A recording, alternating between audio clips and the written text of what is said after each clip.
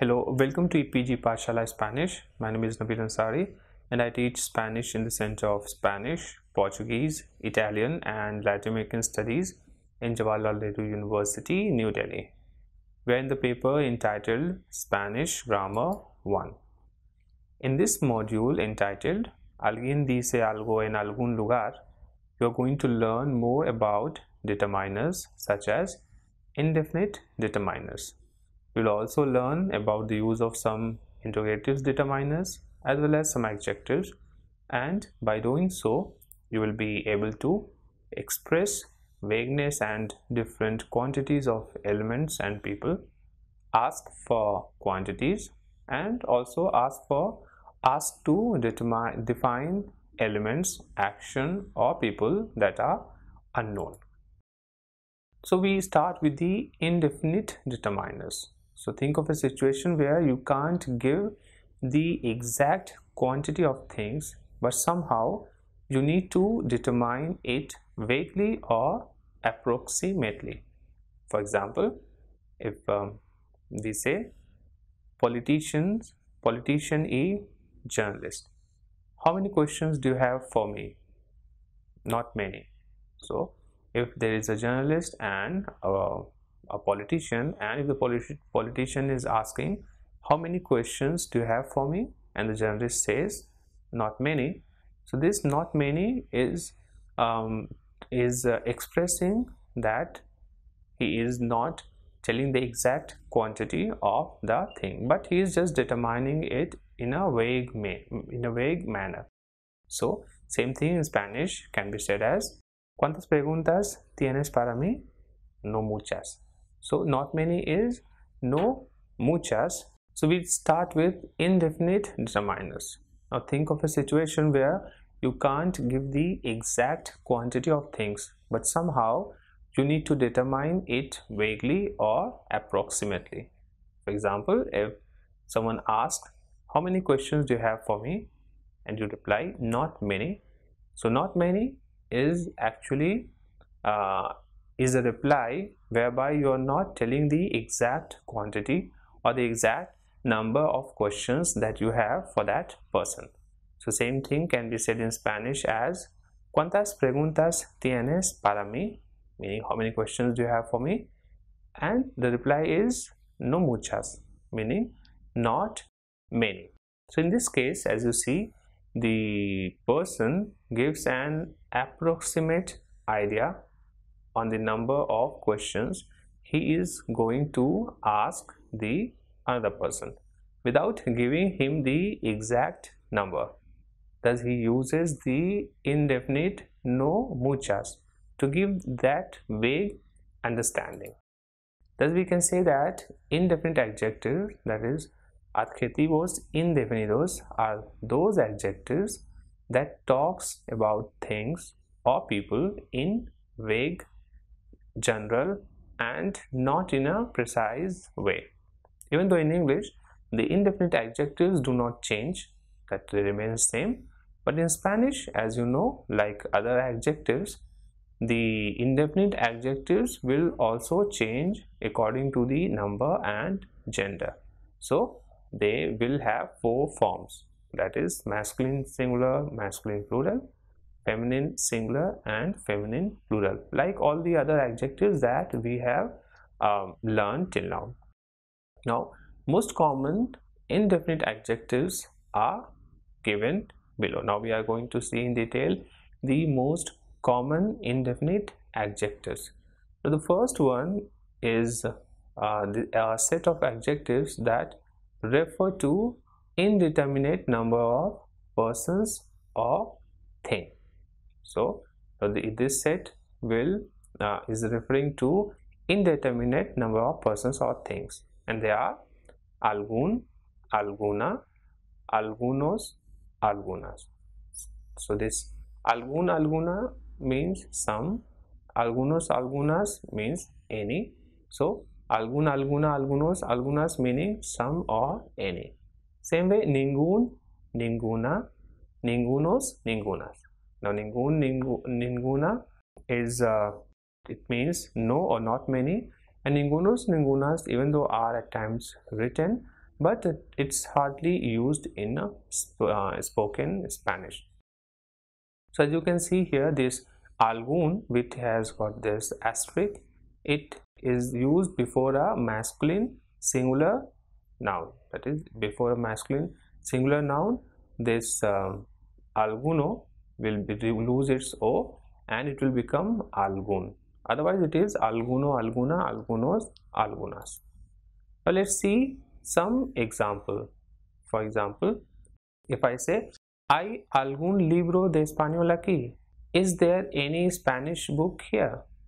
So this any is in Spanish is algún, and here it is algún because after this there is a noun which is libro. So libro is masculine singular noun, that's why alguno is not used and algún is used. Same way, the reply can be no hay ningún libro interesante en la biblioteca, meaning there isn't any interesting book in the library. As we have seen with the case of alguno, whereby it changes into algún, so same way ninguno changes into ningún when it comes before a masculine singular noun. Now let's see some more examples. For example, if I say vienen algunos chicos para ayudarnos, so algunos chicos, because chicos is plural, so and chicos is masculine, so the form algunos is used, meaning are some boys coming to help us? So vienen algunos chicos para ayudarnos, and the reply can be no viene ninguno de los chicos para ayudarnos, meaning none of the boys are coming to help us.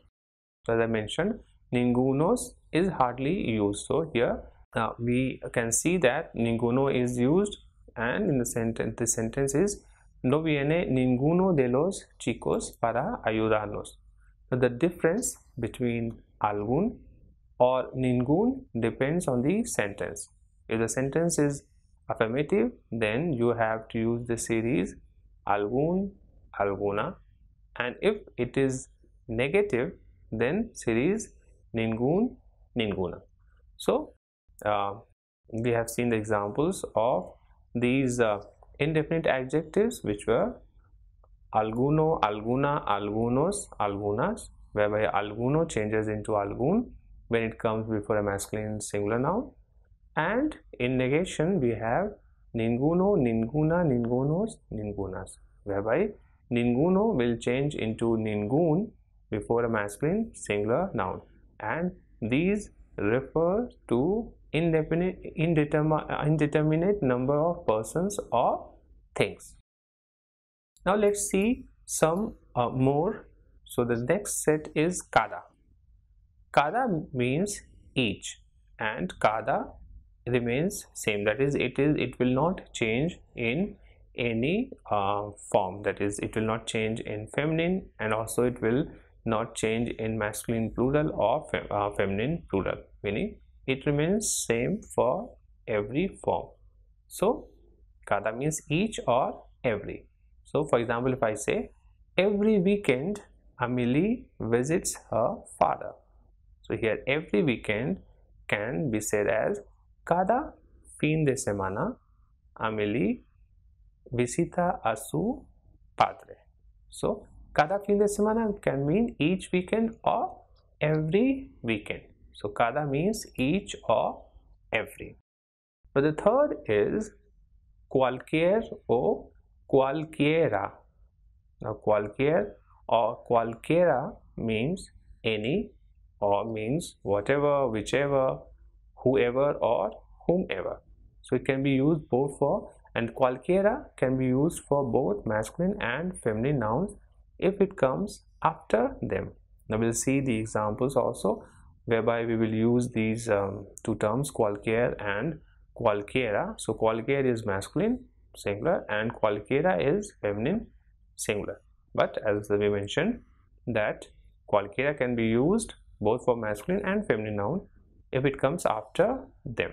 Now in plural it remains same, that is it will not change in neither in masculine plural nor in feminine plural. So for example, if I say cualquier tonto puede hacer este trabajo. So cualquier, because tonto is masculine singular, tonto ending in o, so it is cualquier, which means any. So cualquier tonto puede hacer este trabajo means any fool can do this work. Or cualquiera, the use of cualquiera can be seen with this example. So if I say tráeme un bolso cualquiera, meaning bring me any bag. So this cualquier and cualquiera means any, whatever, or whichever, whoever, or whoever. It has got many meanings, and the use is according to the other adjectives, except that cualquiera can be used with masculine as well as feminine nouns if it comes after them. Now the other set of indefinite adjectives are mucho, mucha, muchos, muchas. Mucho, mucha, muchos, muchas means any, some, or many. And the opposite of mucho, mucha, muchos, muchas is poco, poca, pocos, pocas. Poco, poca means little, and poco, poca, pocos, pocas means little or few. As you can see, mucho is used with masculine singular noun and mucha is used with feminine singular noun.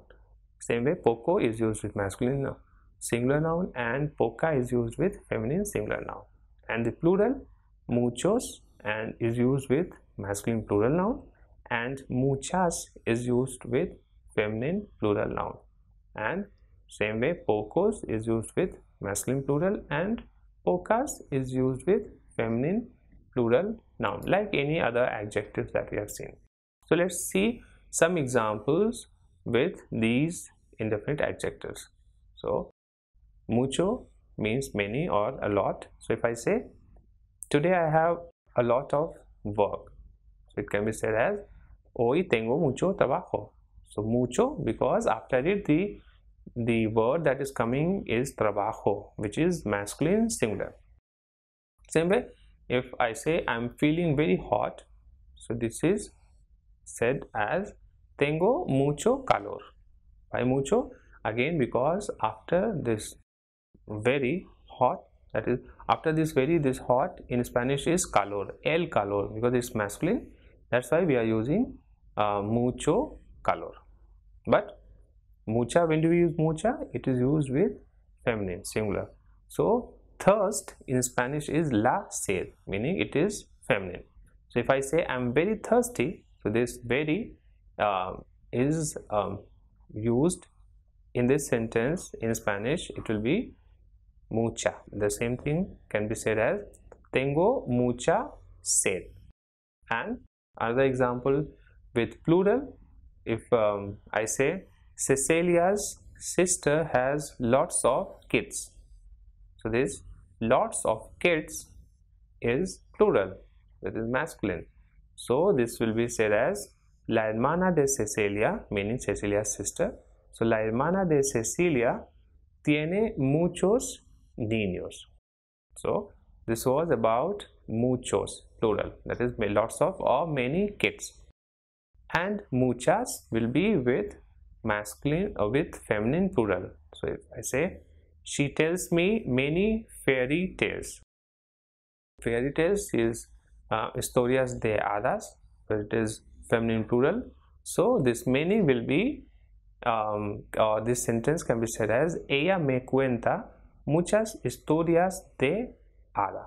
So mucho, mucha means some or any, and muchos, muchas means many. Now let's see about poco. Poco again is the same, it's like mucho, mucha and muchos, muchas, except that poco means that poco means little or few. So in the example that we have seen, if we change mucho, mucha, muchos, muchas with poco, poca, pocos, pocas, so the meaning will just change into opposite, that is except many, it will become few or any or very little. Now the un poco de can also be used, and Let's see one example. If I say en la nevera hay un poco de leche, or if I say hay poca leche en la nevera, what is the difference when I say hay poca leche and hay un poco de leche? So un poco de never changes with gender of the noun, and if used, it emphasizes on what is there as opposed to what is not there. So in the first sentence, for example, we have seen hay un poco de leche. So it is emphasizing that there are still some milk. And the second sentence that I said, hay poca leche en la nevera. So hay poca leche, it emphasizes that there is little milk and it might not be sufficient. So un poco de is just emphasizing that there is little milk, and poca leche is telling the same thing, but here it is emphasizing the fact that it might not be sufficient. So this was all about mucho, mucha, muchos, muchas, and its opposite poco, poca, pocos, and pocas. Same way, let's see another indefinite adjective, that is otro. Otro, otra, otros, otras. 4 forms. Otro, otra, otros, otras means another or other. For example, if I say, I want another piece of chocolate, please. So this another is otro. So in Spanish it is quiero otro trozo de chocolate, por favor. So otro here is used because this trozo is masculine singular. That's why, following the same rule that before the masculine singular noun, the masculine singular adjective will be used. So the masculine singular adjective is otro. So that's why here it is quiero otro trozo de chocolate.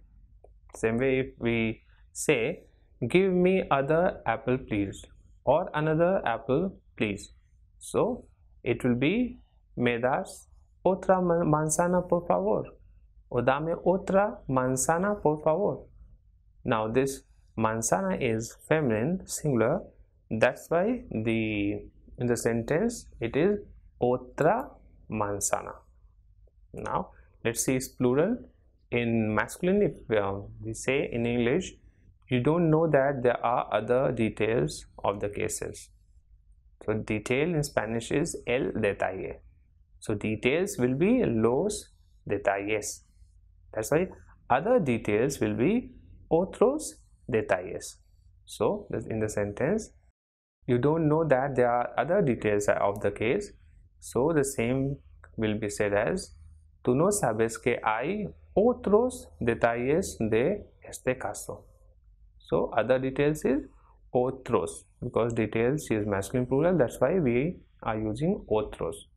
Same way, if there is a feminine plural, then this adjective will be otras. For example, if we say, are there any other songs of this singer? So song is la canción, and plural is songs, which will be las canciones. As this is a feminine plural, that's why we will use otras. So we'll say, hay otras canciones de este cantante, meaning, are there any other songs of this singer? Apart from what we have covered, there are other adjectives as well. That is, the adjectives are tanto, tanta, tantos, tantas. Tanto, tanta means so much, and tantos, tantas means so many. Same way, there are todo, toda, todos, todas. Todo, toda means all, and todos, todas means every. Then we have demasiado, demasiada, demasiados, demasiadas. Demasiado, demasiada means too many, and too much, or demasiados, demasiadas means too many. And last is bastante, which is bastante in both masculine and feminine singular, and bastantes in masculine and feminine plural.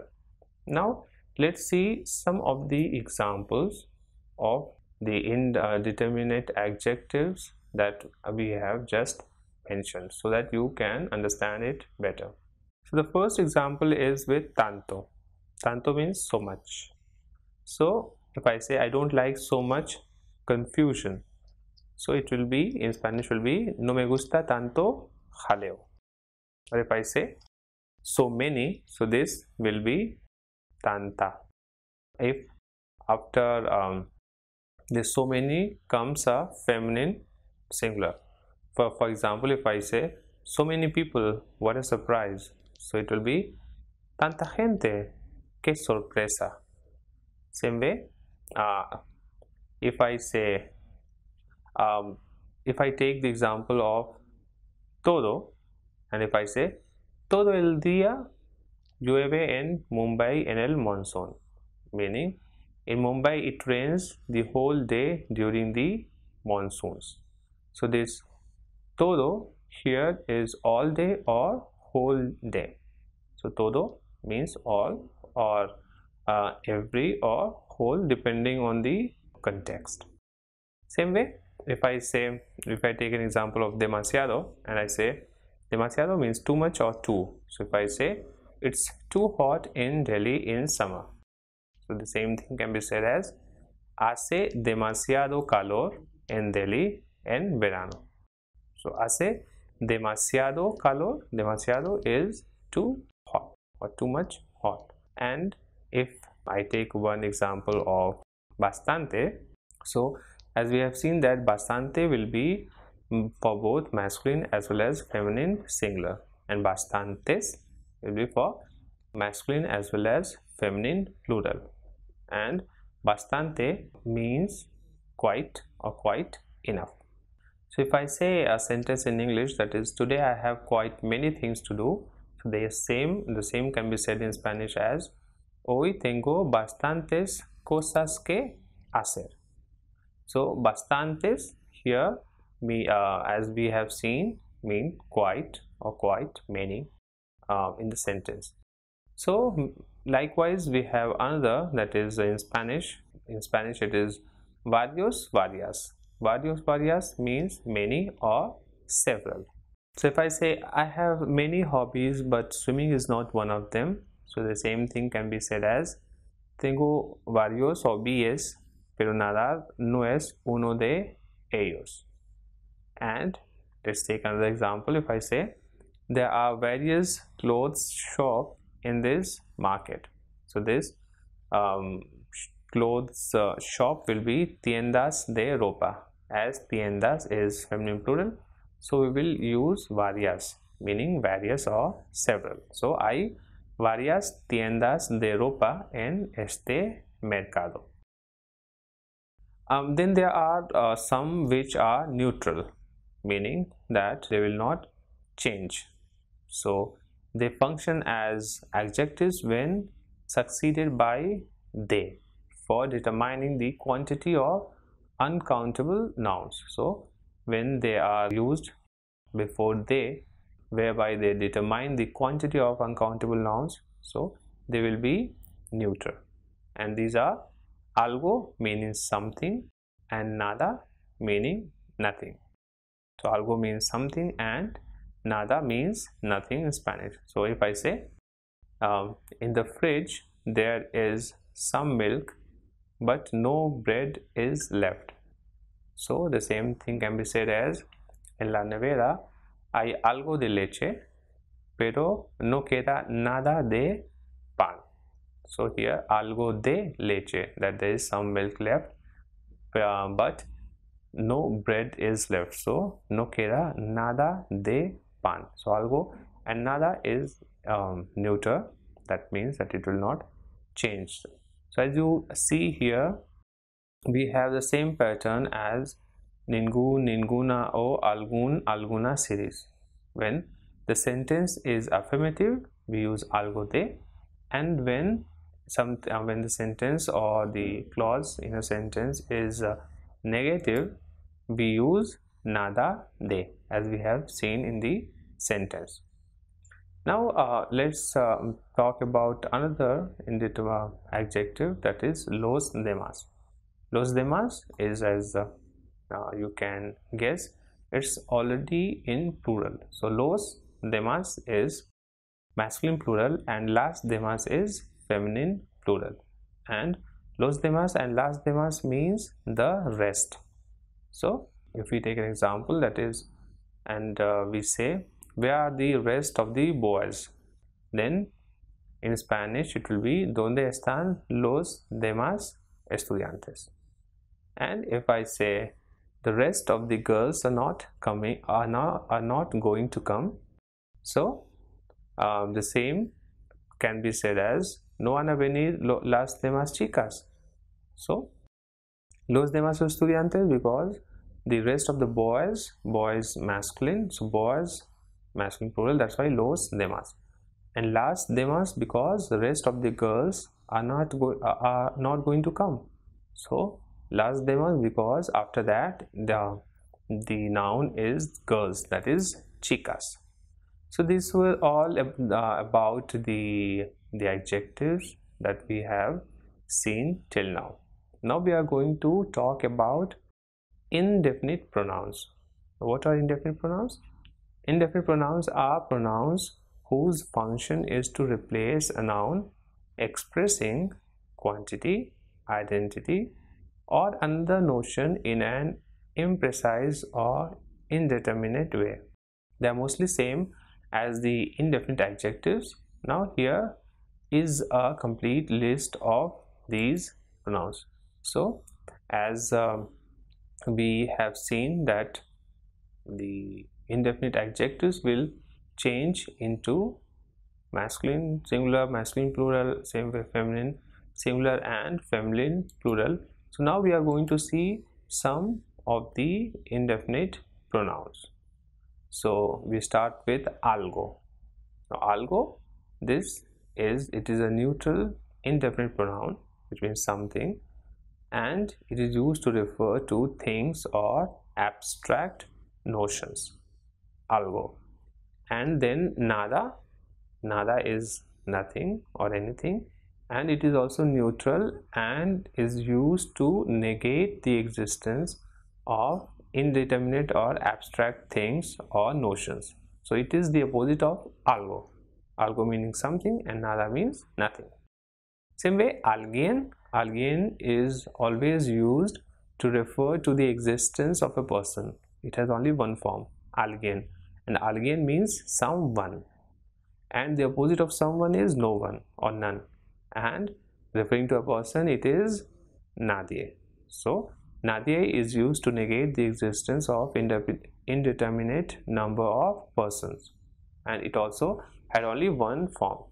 So algo and nada is used for a thing, that is algo means something and nada means nothing, and alguien and nadie is used for people, and alguien, whereby alguien means someone and nadie means no one. Apart from these, we have seen alguno, alguna, algunos, algunas. It is used to refer to indeterminate quantity of people, things or animals. And the opposite of alguno, alguna, algunos, algunas is ninguno, ninguna and ningunos, ningunas, whereby we mentioned ningunos, ningunas is hardly used, and it is used to negate the existence of indeterminate quantity of people, things or animals. Apart from these, there are otro, otra, otros, otras. Otro, otra, otros, otras are used to refer to people or things, and it expresses diversity or availability of options. So otro, otra means other or another. Same way we have seen mucho, mucha, muchos, muchas. Mucho, mucha means a lot or much, and muchos, muchas means many, and these are used to refer to the quantity or number of people or thing on the higher side. And there are others like cualquiera, meaning any or another. So it is used to denote indifference while referring to people or things. So cualquiera or cualquiera, any. And then the last we have demas. With demas, it is used to refer to persons preceded by the definite articles, that is los demas and las. So definite and definite articles los or las, and refers to things when preceded by neuter article, that is lo. Lo demas means when we say lo demas, then it refers to things, and it denotes diversity and helps to talk about the things or persons that have remained. Thus, if its use is not clear, then you should refer to the e-text, because e-text has got a lot of examples about the indefinite pronouns that we have just seen now. And the last, which we are going to see very quickly, is interrogative pronoun, because interrogative pronoun is we have already seen in the previous module. So what are the interrogative pronouns? Interrogative pronouns are in English are who, which, what, where, when, why, how much, and how many. For example, if we say which movie are we going to watch, or how many students are there in the class. So the interrogative pronouns in Spanish are que, cuál o cuáles, dónde, cuándo, por qué, cuánto, cuánta, cuántos, cuántas. So these were the interrogative pronouns. As we have already seen these pronouns in the previous module, so we are not going to explain in this module, in this video. But having said that, if you want to see the examples of the interrogative pronouns, then you can refer back to the e-text. Thus, as it's not possible to cover every aspect in this video, thus it is important that you go back to the e-text, which will have more explanations, more examples, and also it will have exercises which you can do so that you practice whatever we have covered in this module. And apart from that, e-text will have other texts as well as links which will take you to other websites also, whereby you can learn more if you wish to. Thus, it's important that you also refer to the e-text. Thank you.